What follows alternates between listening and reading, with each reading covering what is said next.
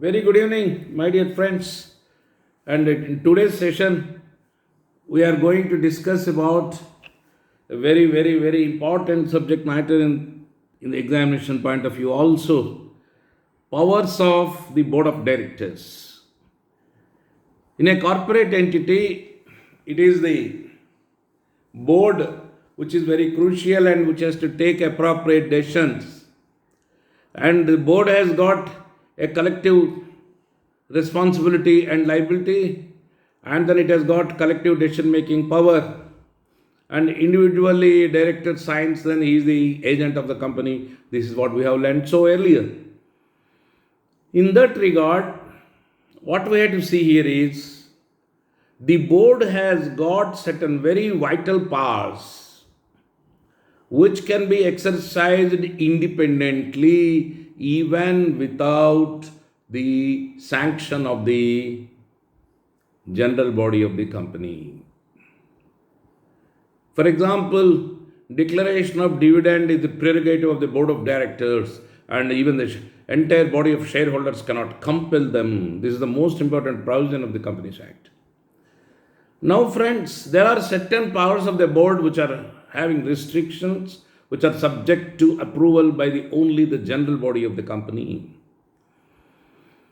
Then, in course of our discussion, we find several issues pertaining to the powers of the board, where sometimes certain decisions will require the approval of the central government or the approval of the National Company Tribunal, as the case may be. So, we have to see what and when. Like, for example, the alteration of the memorandum and articles of association in some respects. So, with that particular background, what we have to see is what are the powers of the board of directors, and then these particular powers vested under what provision of the Companies Act, and which are independent, which are supposed to be made with the consent of the general body of the corporate entity. Examination point of view also, you have to focus your answer on section 179 of the Companies Act 2013. 179 is the most important provision which deals with this particular subject matter. I will go one by one, maybe a little in detail, so that you will understand this better and then appreciate the subject matter. Friends, section 179 of the Companies Act 2013 contains the provisions pertaining to the powers of the board of directors of the company. Subsection 1 says that the board of directors of a company shall be entitled to exercise all such powers and to do all such acts and things as the company is authorized to exercise and do. That means where the company gets the power to do such and such things, where the authorization is given, now is the fundamental question. The authorization is given fundamentally in the Articles of Association of the company.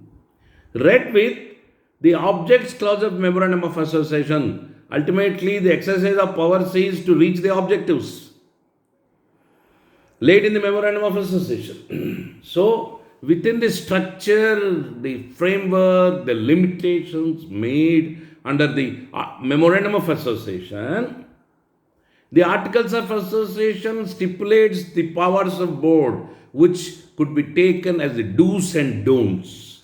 And the same thing comes here, that the board of directors would do all such acts and things as the company is authorized to do, and the company is hereby authorized to do all under the Articles of Association of the company. Read with the Memorandum of Association of the company. This is the logic. This is the way you have to give your answer. Not go by verbatim what is there in the text. You have to analyze it. You have to correlate it. Then you have to give the description.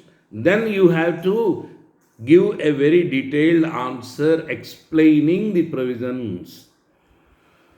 When a 20 marks question is given, you just can't mechanically give the provisions. That is quoting the provisions. You have to explain the provisions. Only then you will be appreciated, and then you will get an edge over others.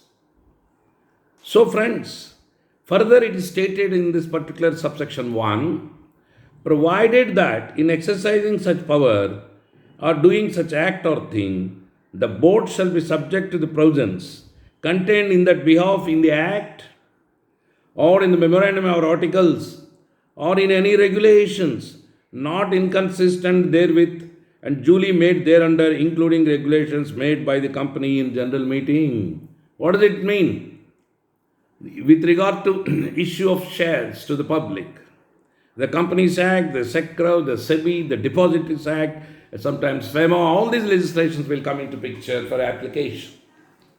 In that event, necessarily you have to follow the provisions of the Companies Act as directors, the memorandum and articles of association, the regulations thereon. It could be SEBI regulations, it could be stock exchange regulations of SEBI, and whatever resolutions are passed or regulations here with regard to binding effect on the directors of the company.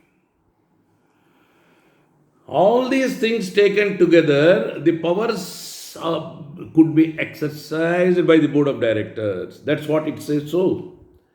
Further provision says, provided further that the board shall not exercise any power or do anything, any act or thing which is directed or required, whether under this act or by any memorandum or articles or otherwise, to be exercised or done by the company in general meeting. This is the most important thing. If there is a particular power vested subject to consent obtained from the general body of the company, unless the shareholders of the company pass appropriate resolution as it is stated so under the provisions of the Companies Act, that particular power cannot be exercised by the board of directors. For example, substantial portion of the company is going to be leased out. This is a power vested with the shareholders of the company. Then board can pass a resolution, put it before shareholders, take approval, then go ahead, but board cannot do that. Suppose it is borrowing monies within the power stipulated in the articles of association. It is the calls to be made for taking money, subscription from the shareholders. It is the power vested with the board of directors exclusively, independently, without the consent to be obtained from the shareholders. Then the board can act independently. I hope now you understand the distinction. The board can act only in certain areas independently. There are certain areas demarcated where the board cannot act independently. So friends, 179.1 speaks of this particular do's and don'ts and put restrictions on the powers of the board within the power stipulated exclusively to be exercised by the board. The board can act very independently without the consent of the shareholders. Now friends, the further it says subsection 2, no regulation made by the company in general meeting shall invalidate any prior act of the board which would have been valid if that regulation had not been made. That means a particular act has been already done in good faith by the board with regard to a particular act where such particular regulation has been not there. That particular act would not be invalidated by subsequent regulation. The past acts are valid and binding. Then friends, subsection 3 stipulates the powers of the board which can be exercised on behalf of the company by means of resolution passed at meeting of the board only, but not necessary to obtain shareholders' consent. What are those acts? This is what you have to write in the examination with explanation. Number 1, to make calls on shareholders in respect of money unpaid on their share. That's what just now I told you an example. Second one, to authorize buyback of securities under section 68. To issue securities, including debentures, whether in or outside India. To borrow monies. The borrow monies within the stipulated powers outer frame that has been laid under the articles of association of the company. Then, invest funds in the company. That is, investments, borrowals. Intercompany investments, intercompany loans. Then, to grant loans or give guarantee or provide security in respect of loans, to approve financial statement and the board's report, that is report of the board of directors, annual report, which is supposed to be given along with the annual return before the shareholders. It has to be laid, the annual report of the board of directors, which is a compulsion. To diversify the business of the company, to approve amalgamation, merger or reconstruction, but to expand or diversify, it should be within the Memorandum of Association's objects clause. If it is not there, I told you the example of gunpowder and face powder. My company is having an objective to make face powder, and I find it is more profitable to make gunpowder. I just can't do that. I had to go for approval. I had to go for regulations. I had to go for amendment. Only then I can do it, even though it is profitable. Then to take over a company or acquire a controlling or substantial stake in another company. Then any other matter which could be prescribed from time to time under the Companies Act. Then further, this particular provision says, I am going word by word so that you will understand it better and then you will quote it right in the examination in a more explanatory way rather than mechanically reproducing these particular provisions. If all students give same answer mechanically and then they don't give proper explanation, then what will happen is the answer would be attracting hardly 10-12 marks, but not more than that. Then the difference comes in. Whoever gives a valid explanation, analysis, he will get excellent marks. So in LLM stage, we will see your analytical brain. Then, provided that the board, by resolution, passed at a meeting, delegate to any committee of directors. There could be delegation of power to committee of directors also, which is permissible under the earlier 1956 Act, now under 2013 Act also. And then any committee of directors, managing director, manager, or any other principal officer of the company. Or in the case of branch office of the company, the principal officer of the branch office, the power specified in clause D to F, which we have seen earlier above, on such conditions as it may specify. Then further, provided that the acceptance by a banking company with regard to the ordinary course of its business, the deposits of money from the public, repayable on demand or otherwise, withdrawable by check, draft, order or otherwise, or the placing of monies on deposit by a banking company, that is banking business with another banking company, such conditions as the board may prescribe shall not be deemed to be borrowing of monies, or as the case may be, making of loans by a banking company, for the reason that a banking company also is a registered company under the Companies Act mostly, or it is under Cooperative Societies Act. And then what you understand here is that a banking company in its regular course, what is done, it does not come under the borrowals, because it is part of banking business. I am a manufacturing unit. My directors borrow money. It comes under borrowing powers. I am a banking company. I am borrowing. I am paying. I am giving. I am depositing. I am accepting deposits. I am returning the deposits. It does not come under this particular powers, for the reason that this is a regular business for the banking company. There is one explanation given. Nothing in this particular clause D, that is to borrow monies, shall apply to borrowings by a banking company from other banking companies or from the Reserve Bank of India, the State Bank of India, or other banks established under any act. Then the explanation 2 says, in respect of dealings between a company and its bankers, the exercise by a company of the power specified in this borrowing power shall mean the arrangements made by the company with its bankers for the borrowing of money. Arrangements could be made by overdraft, cash credit or otherwise, and not the actual day-to-day operation on overdraft, cash credit or other accounts, by means of which the arrangement so made is actually availed of. So that also could not be taken under the borrowal powers.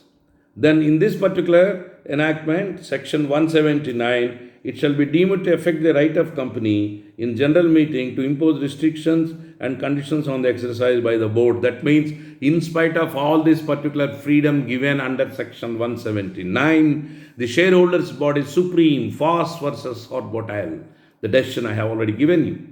This particular shareholders' body can do and undo things. They can put any restrictions. This is permissible under subsection 4 of section 179 of the Companies Act.